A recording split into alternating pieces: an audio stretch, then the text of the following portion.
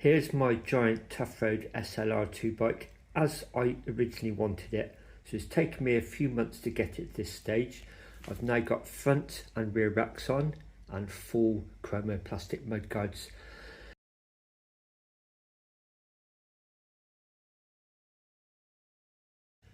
A couple of videos down, I was telling you that I bought myself a pair of mudguards and I got the front one on.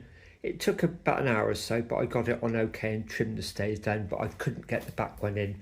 Well, thanks to the owner up at Cadence, he suggested something. I came home and tried it and it went on almost effortlessly, so I'll explain.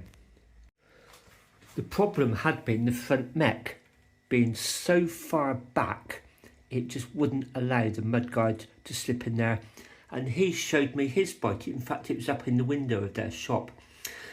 He was saying he had a similar problem. All he did was put a spacer on.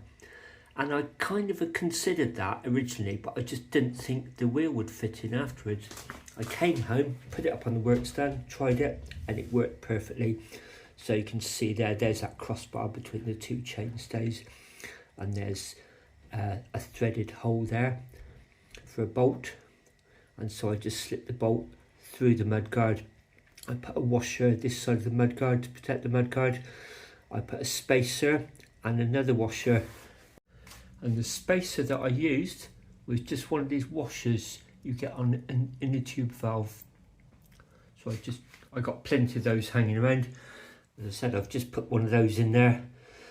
Put the bike up on the work stand, minus the wheel, thinking it probably wouldn't turn, and it's absolutely perfect. So problem sorted. The only thing I haven't done yet is trim down the stays. They're not excessively long, but I will trim those down at some point. It's got these really nice rubber flaps on, substantial reflector. They're really substantial mudguards. As far as the bike configuration goes, I've decided on the following. I think I'll keep the rear rack on all the time because for day rides I just have a top bag, and for camping trips, youth hostels and hotels, that sort of thing, I put rear panniers on. With the front rack, I only ever use them for hot tent camping.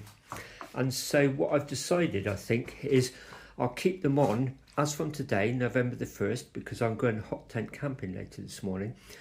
And I'll keep them on until I think I've done my final hot tent camp of the winter, maybe about February. And then I'll take the front panniers off and just have the mudguards on, because they share the same eyelet at the front.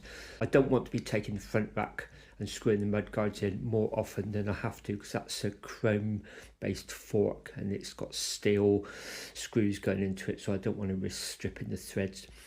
So I've decided I'll keep the front pannier rack on over the winter, take them off in the spring for the rest of the year.